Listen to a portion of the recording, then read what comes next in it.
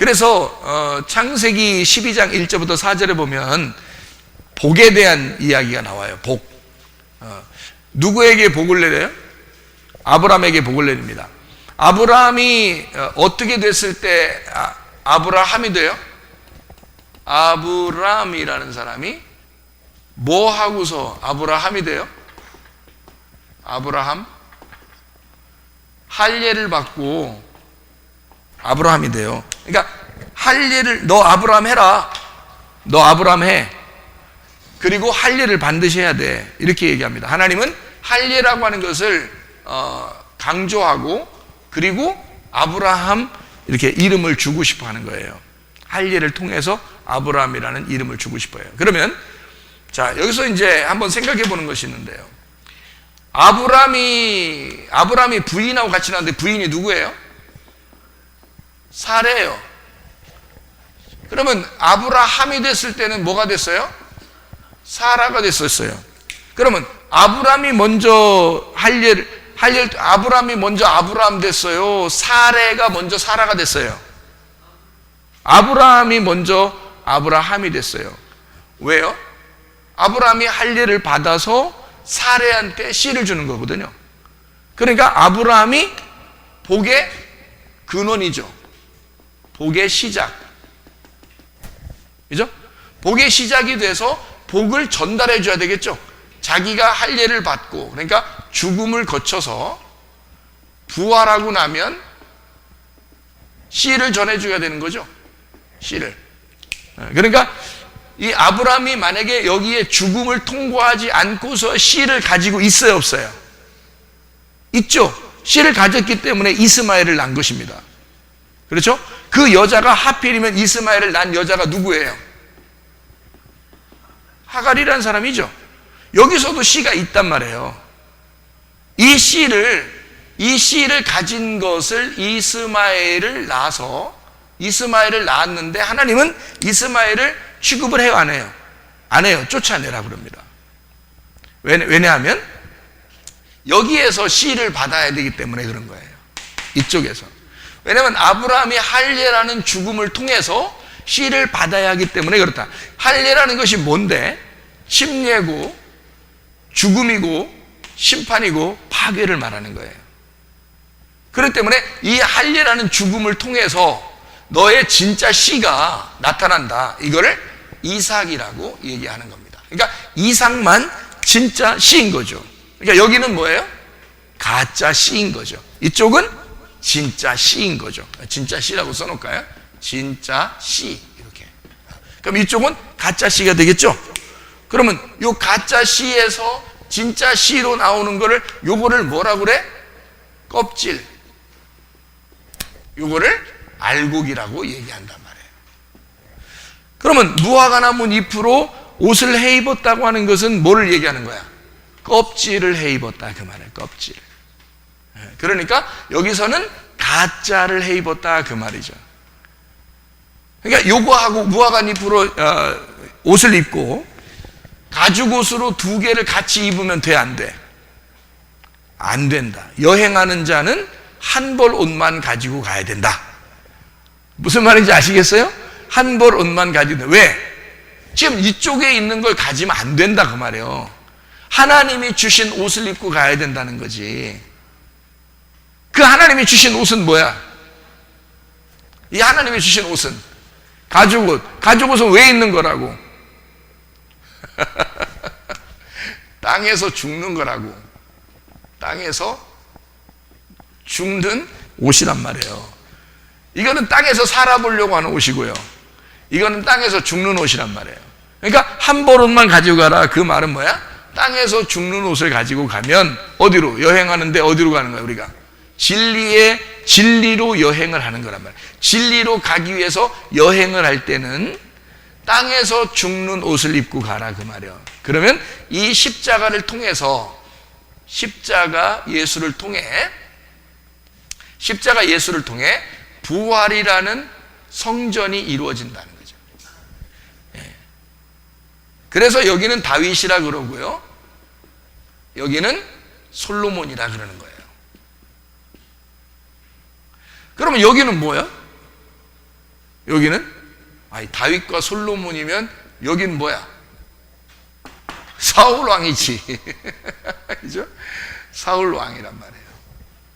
그래서 사울 왕은 아말렉을 허락하는 겁니다. 사울 왕은 아말렉을 다 받아들이죠. 좋은 것들은 다 안 죽이고 받아들이죠. 그죠? 다윗은 어떻게 해요? 아말렉 이름만 나오면 다 죽여. 영적 전쟁에 승리하는 걸 말하는 거예요. 십자가 예수를 말하는 거죠. 거인들도 다 죽여, 다윗은.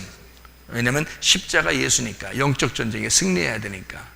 그리고 솔로몬한테 모든 걸 다 넘겨주고 성전이 여기서 세워져. 그래서 요한복음 20장에는 예수님이 부활하고 제자들한테 나타나서 뭐라고 그래? 너희에게 뭐가 있을지어다? 너희에게 뭐가 있을지어다? 예, 솔로몬이 있을지어다. 이렇게 말한단 말이에요. 평강이 있을지어다. 그럼 어디에 있다는 거야? 십자가 예수가 끝났다 그 말이야. 내가 부활하였노라. 내가 솔로몬의 성전이 내 속에서 완성이 되었노라 그 말이죠. 그래서 평강할지어다 라고 말하는 거란 말이에요. 아브라함이 되는, 사레가 사라가 되는 복의 근원. 아브라함이 돼서 축복을 받아야 그 아브라함을 통해서 씨가 전달돼, 그 씨가 전달돼서 100세의 이삭이 나오는 거란 말이에요. 100세. 자, 우리 성경을 우리 한번 몇 가지만 한번 찾아보고 끝날까요? 창세기 16장을 한번 보십시다. 창세기 16장 16절 말씀입니다. 하갈이 아브람에게 이스마엘을 낳았을 때 아브람 몇 세? 86세입니다. 86세에 아브람이 이제 하갈을 통해서 이스마엘을 낳았어요. 잘 여기 기억해 놓고 보세요. 몇 세? 86세에 낳았다 이렇게 했어요. 그리고 21장 5절의 말씀을 봐요. 21장 5절 말씀. 아브라함이 그의 아들 이삭이 그에게 태어날 때 몇 세? 100세. 그러니까 지금 16장 16절에는 몇 세에 낳았다고요? 예, 86세에 낳았고 그 다음에 이삭이 태어날 때가 100세. 그러니까 13년이 지난 다음에죠. 13년이 지난 다음에 14년 만에, 그죠? 13년이 지난 다음에. 그러니까 13년이라고 하는 게 17장 1절에 보면 아브라함이 99세에, 그러니까 86세 이스마엘을 낳고 하고서 17장 1절에 16장 16절에 86세 아브라함이 하갈을 통해서 이스마엘을 낳았고, 그 다음에 17장 1절에 그냥 99세에 이렇게 나오잖아. 그러면 몇 년 동안 하나님이 안 나타났다는 얘기야? 13년 동안 하나님이 안 나타났다는 얘기야. 이스마엘이 태어나고 난 다음에 하나님이 엄청 답답하게 한 거예요. 그게 13년 동안 하나님이 안 나타난 거죠. 13이라는 숫자는 12제자에서 하나가 더한 거잖아요. 12이 완성인데 천국의 완성은 다 12이거든요. 거기에 하나를 더했어. 그러니까 내 육신이 들어갔단 말이에요. 내 육신에 하나 더해졌단 말이에요. 그러면 안 되거든요. 그래서 13년 동안 네가 나를 반항했다. 네가 나를 거역했다. 불순종했다. 그래서 13년 동안 하나님이 안 나타나고 있다가 하나님이 13년 만에 나타나는 거예요. 왜? 내년에 14년째에 아들을 줘야 되니까 그러는 거예요. 아들을 줘야 되니까, 14년째에 아들을 줘야 되니까, 그게 이제 100세에 이삭을 낳았다라고 하는 게 21장 5절에 나와 있는 얘기죠. 이삭을 100세에 낳았다라는 말입니다. 자, 그러면 25장 7절을 보면 아브라함이 몇 년? 175세. 아브라함이 175세에 8절에 보니까 어떻게 했어요? 기운이 다하여 이제 죽습니다. 그러니까 몇 살에 죽은 거예요, 아브라함이? 175세에 죽은 거예요. 그렇죠? 175세에 죽었어요.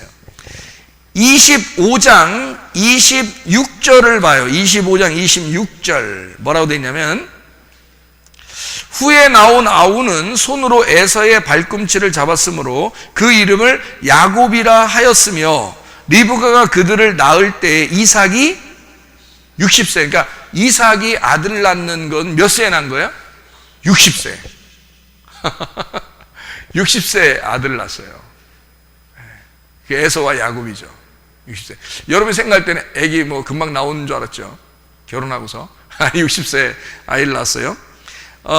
몇 세에 결혼했나요? 25장 20절입니다.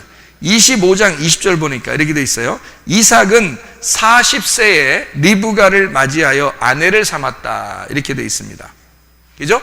그러니까 40살에 결혼하고 20년 동안 아기가 없었고 20년 만에 아기를 낳는데 쌍둥이를 낳았어요. 에서와 야곱. 그러니까 60세에 난 겁니다. 그러니까 이삭이 60세에 났으면 아브라함은 몇 세예요? 계산이 금방 안 나와요? 아브라함이 이삭 날 때가 몇 살이라고요? 100세라고. 그리고 이삭이 60세에 에서와 야곱을 낳았으니까 지금 아브라함은 몇 세예요? 에서와 야곱 날 때 160세죠. 160세. 그러면 160세에 에서와 야곱이 태어났죠.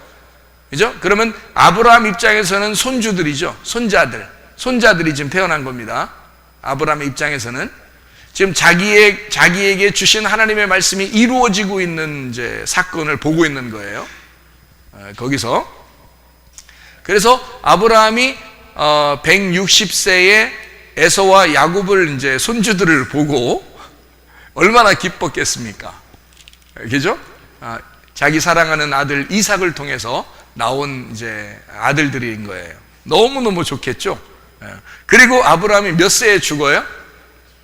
175세에 죽으니까 에서와 야곱은 몇 살까지 아브라함하고 같이 살았어요? 15살까지 아브라함 할아버지하고 같이 살았어요. 그러니까 야곱이라는 사람이 11조를 알았겠어 몰랐겠어? 11조를 알았던 거예요. 그래서 야곱이 떠날 때 자기가 하나님하고 약속한 게 11조예요. 그 누구한테 배웠겠어? 아브라함 할아버지한테 배운 거야. 그러니까 원래 11조는 처음 아브라함이 드렸거든요. 멜기세덱한테. 하나님의 하나님의 대제사장에게 자기의 11조를 하나님 앞에 드림으로써 자기의 아들의 축복, 그러니까 11조라는 하나님의 아들을 믿음으로 드린 것이 그게 11조의 역사거든요.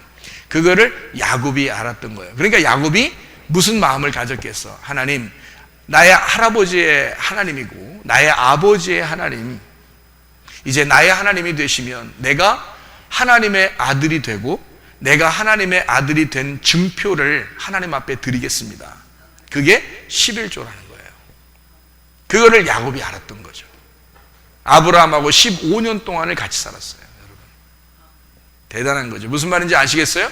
자, 야곱이라는 사람이 브니엘에서 환도뼈가 부러집니다. 그죠?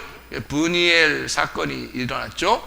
그리고서 이스라엘이 됐을 때 아브라함의 씨가 완성되는 겁니다. 12지파가 되면서. 예수님은 오시자마자 아브라함의 자손이요, 자기가 유대지파의 왕이요, 또 레위인으로서 이 땅에 오셔가지고 바로 12제자를 삼아버리죠. 예수님은요.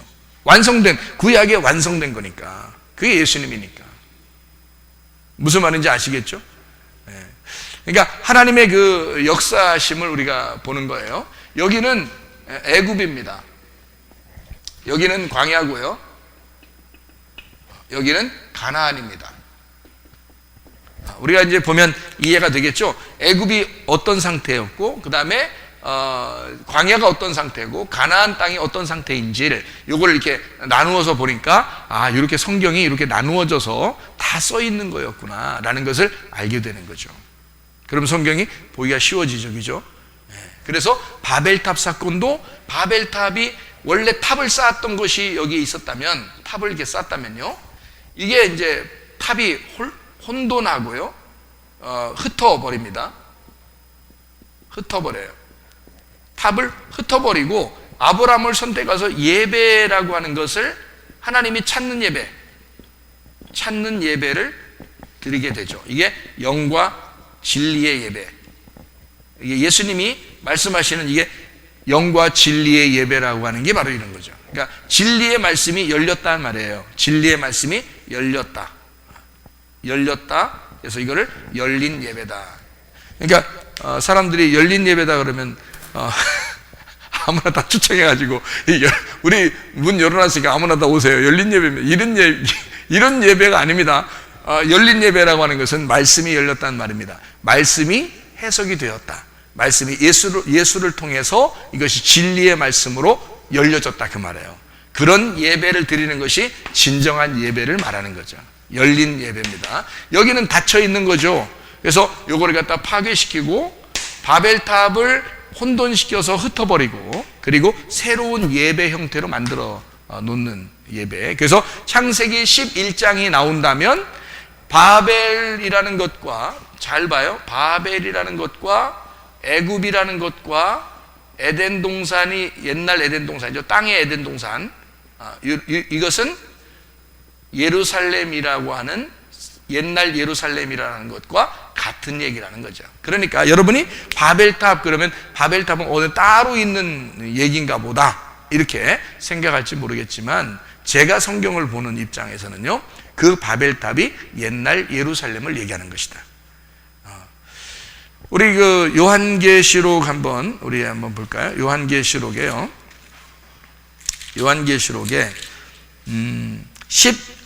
11장을 한번 봐요. 11장 8절을 말씀을 보니까 이렇게 되어 있죠. 그들의 시체가 큰 성 길에 있으리니 그 성은 영적으로 하면 소돔이라고도 하고 애굽이라고도 하니 곧 그들의 주께서 십자가에 못 박히신 곳이라, 이렇게 되어 있죠. 예루살렘이라고 하는 주님이 죽으신 곳을 뭐라고 했다고? 여기서 소돔 그리고 애굽이라고도 했다. 영적으로 보면 그렇게 보인다는 얘기예요. 영적으로 보면 이걸 소돔이라고도 하고 이거를 애굽이라고도 한다. 이게 결국 뭐냐? 창세기 11장에 말하는 바벨탑은 어느 다른 장소를 의미하기도 하겠지만, 실제로는 의미하기도 하겠지만, 영적으로 성경을 보면 이 말이 바벨탑이 곧 애굽이고 곧 옛날 예루살렘을 말하는 것이다. 그러면 우리에게는 새로운 예루살렘을 찾아가야 되잖아요. 새로운 예루살렘을 찾아가는 길에서는 이거를 나누어서는 찾아갈 수가 없다는 거죠. 두 개로 나누어서는 찾아갈 수가 없고 두 벌 옷을 가지면 안 된다. 그래서 여행하는 자는 한 벌 옷을 입을 가지고 가야 된다. 한 벌 옷을 가는 것은 여기에 있다가 이쪽으로 넘어가면 여기에 옷을 입어야 되는 거죠. 한 벌 옷을 입어야 되는 거야. 여기에 넘어가면 또 여기에 넘어가야 되고요. 이걸 한 벌 옷을 입어야 된다는 거죠. 그게 바로 진리의 옷으로 가는, 진리로 가는 길에서는 하나의 옷만 입어야 된다. 그 말씀을 해주고 있는 거죠. 여러분, 우리가 복이라고 하는 게 뭐라고 그랬어요? 복의 시작 그랬는데, 아브라함이 복의 시작 그랬어요. 복이라는 게 어떤 의미를 가지고 있다고 그랬어요? 복이라고 하는 것은 여기에 있죠. 근데 아브라함 때 불렀습니다. 아브라함 때 부른 것은 아브라함이라는 껍질 속에 아브라함이라는 알맹이가 있어서 그런다 그랬어요. 제가, 그죠? 여러분에게. 그러니까 이건 껍질이고 이건 알맹이인데 이 알맹이가 이 속에 들어있다는 거죠. 그러니까 하나님은 여기부터 시작할 때부터 하나님은 여기를 계획하시고 여기부터 시작하는 거예요. 여러분이 이 땅에 태어난 것은 하나님이 그냥 우연히 그냥 이 땅에 던져져서 태어나게 한 것이 아니에요. 하나님이 여러분을 여기로 인도하는 것이 아니라면 여러분을 태어나게 할 이유가 없어요. 하나님이 그 정도 능력이 없다면 태어나는 게 저주인데 뭐하러 태어나겠습니까? 생각해 보세요. 하나님이 여기를 계획하니까 여러분을 태어나게 한 거예요. 이 땅에서. 이 땅에서 태어나서 하늘에서 다시 태어나게 만들어야 되거든요. 그래서 이 땅에서 반드시 죽음이라는 걸 거치게 만들어요. 그래서 이 껍질 속에 알맹이를 집어넣고 세상을 창조하는 겁니다. 그게 여러분이 이 땅에 던져진, 창조된 여러분이란 말이에요.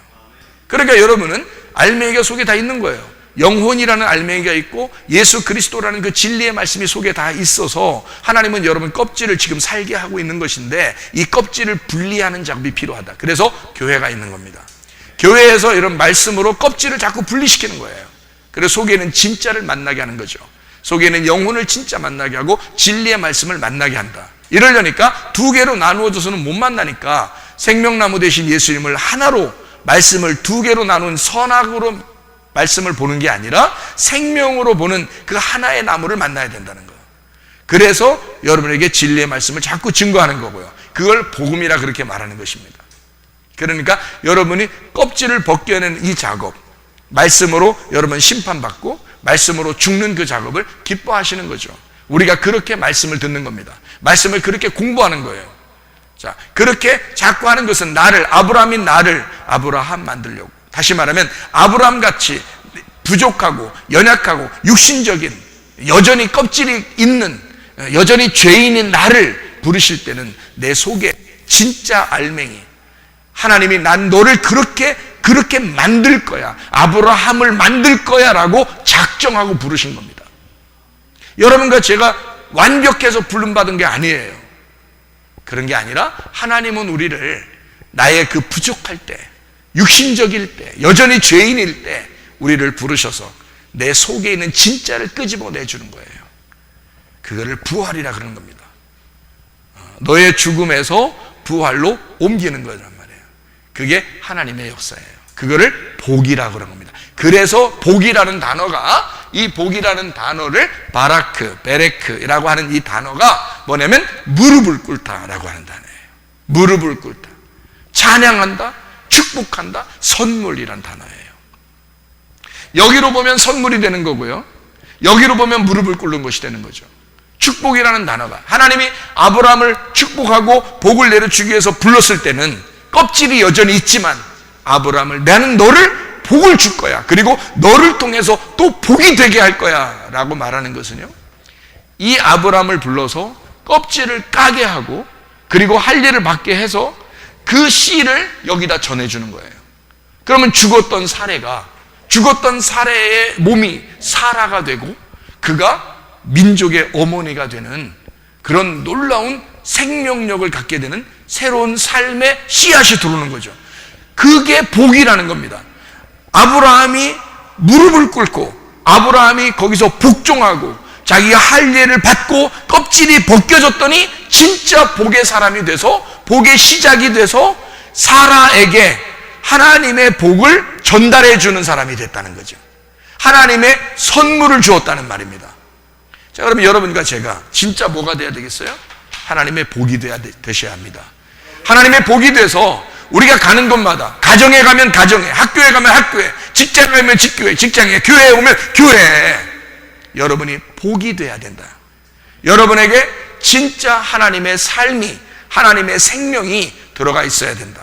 하나님의 씨가, 하나님의 복음이, 하나님의 선물이 여러분 속에 들어가 있어야 된다. 그러려니까 우리는 무릎을 꿇는 자가 돼야 되고 항복하고 굴복하는 자가 돼서 하나님의 선물로서 생활해야 된다는 겁니다. 여러분 가는 곳마다 살리는 역사 있기를 바랍니다. 기도하겠습니다. 하나님 앞에 기도할 때 우리 하나님, 내가 생명으로 살게 해주십시오. 생명의 사람이 되게 해주십시오. 우리 한 목소리로 기도하겠습니다. 우리 하나님 아버지의 사랑과 은혜에 감사를 드립니다. 아버지 하나님, 아브라함이 변하여 아브라함이 되듯이 할 일을 통하여 하나님 우리 자신을 무릎 꿇게 하시고 진정한 하나님의 복이 되고 진정한 하나님의 선물이 되어 생명을 전달하시는 주의 사람들이 다 되게 도와 주시옵소서. 예수 그리스도 존귀하신 이름 받들어 기도 올리옵나이다. 아멘.